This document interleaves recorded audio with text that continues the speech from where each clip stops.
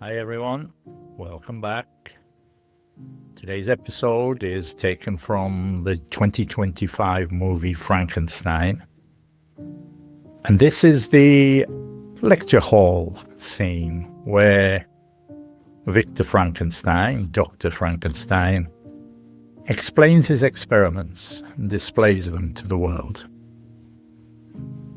This is a story about life, about death, and about the tiny, fragile space in between. The question asked in this particular scene is really what happens when human beings try to cross the line that nature has drawn. So let's get into it.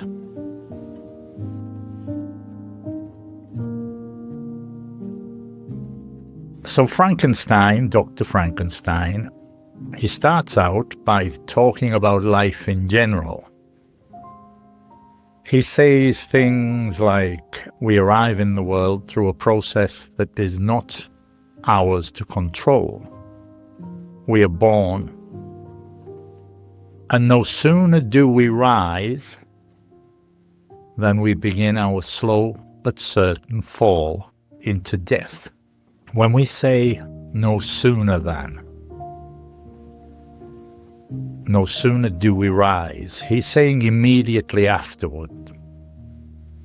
To rise, he means to grow and to develop and to lift ourselves up in strength or in success. No sooner do we rise than we begin our slow but certain fall into death. He says something along the lines of, and in the small, delicate space between that rise and fall, we live within our humble little purview. A purview is a range of influence or control or understanding. That space, thin as paper, is our entire existence. So he's saying that our joys, our failures, our dreams, knowledge, all of it happens inside that limited frame. Purview is useful in business English. It means the part of a job or responsibility that belongs to you, like your scope or your remit. He says birth is not ours, but death, that is different.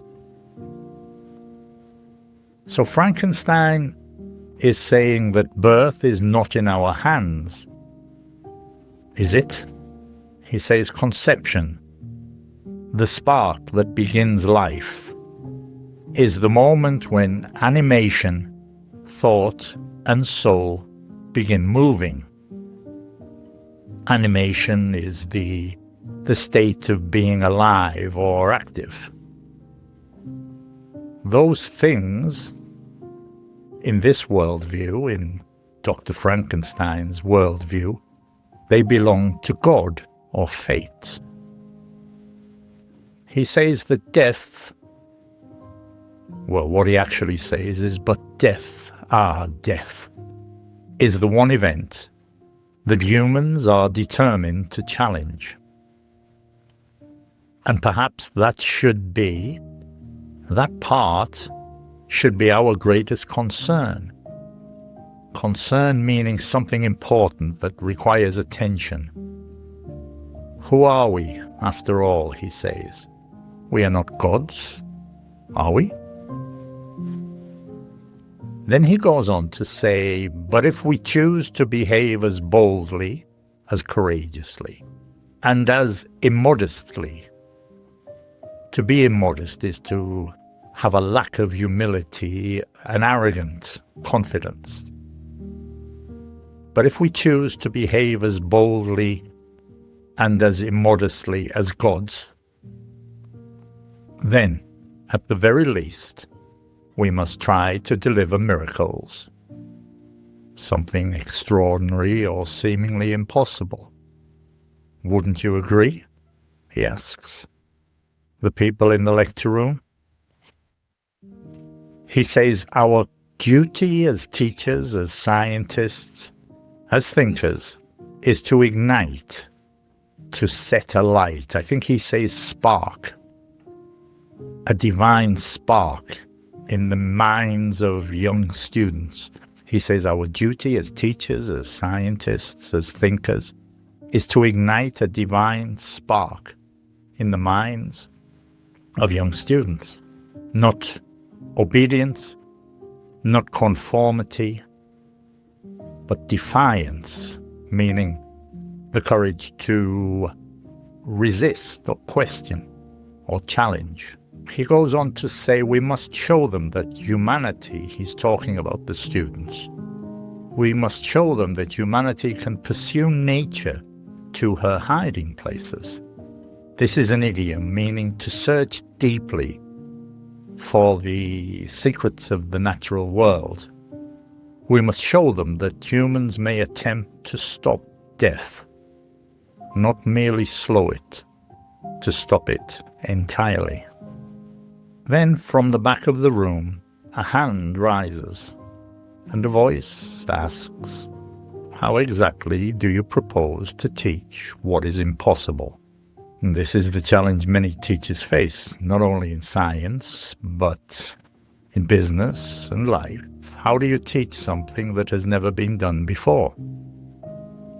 He's asking, how do you cross a frontier, a boundary that no one else has crossed? So this moment, in this particular scene, it marks a shift, a change. The tone darkens, the room grows tense, because the lecturer, in this case, Victor Frankenstein, he's not speaking in the abstract, he's speaking from practice. He steps forward, and he reveals the result of his experiments. It's a body.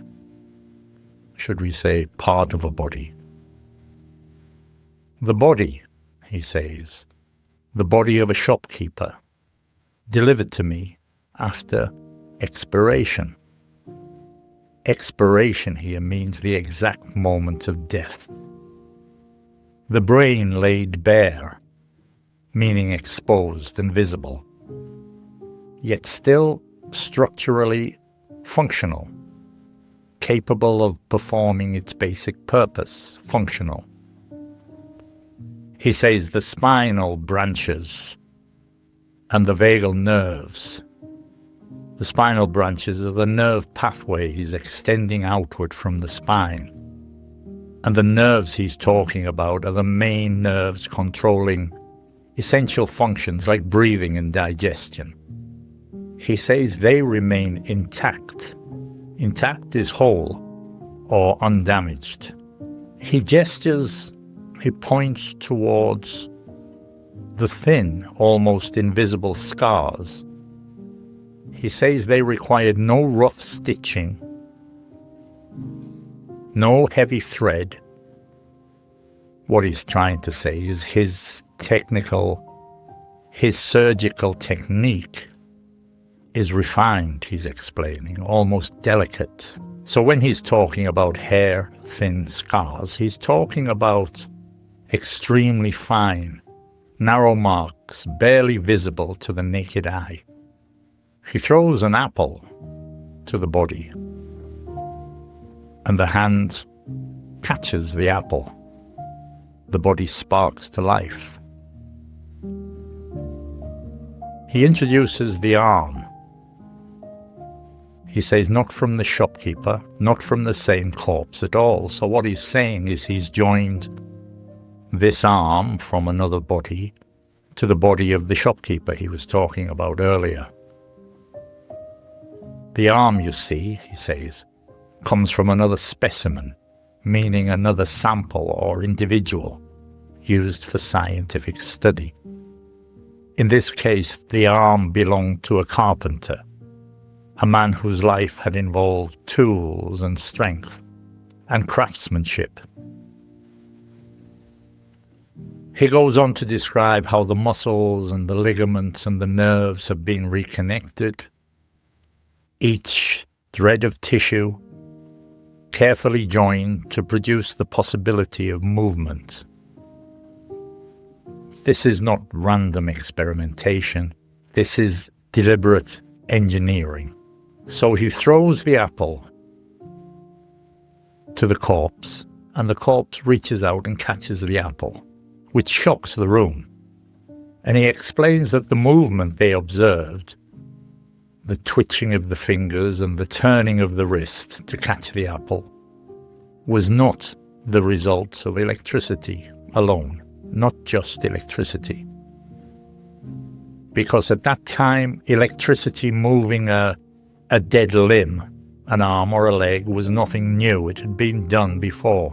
In fact, scientists at that time had done that for decades. But here, the flow of energy was following a new notion, a new idea, a new theoretical framework. Not a carnival trick, not a theatrical stunt.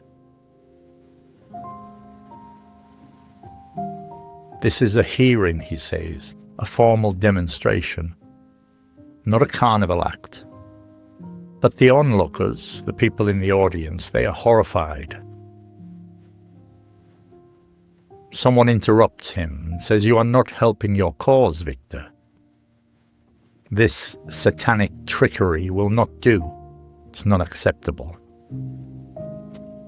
Trickery is deception or illusion or manipulation designed to fool people, trickery. And when they're saying satanic, they are adding a moral judgment, suggesting something dark or forbidden. But Victor is very calm about this. He says, "Trickery? Are you sure?" His voice is steady. He believes completely in what he's doing. This is not trickery, he says. This is a decision, a choice to push past the natural limits, a choice to test the border, the frontier, the border between the living and the dead. Because what the audience had just witnessed was motor coordination, the eye of one dead man directing the arm of another. The parts of two different people now infused, filled or animated with a new will and the rudiments of understanding. By rudiments we mean the first small beginnings of knowledge or ability. He's saying this is not electricity, this is not a trick. This is the beginning of something entirely new. I want to highlight 3 phrasal verbs that appear naturally in this episode. To break through.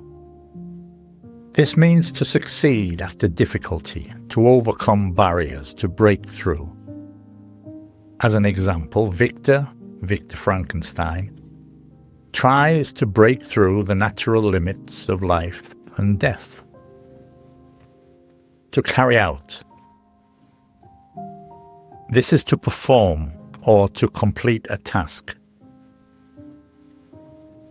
Dr. Frankenstein carried out his experiments with precision.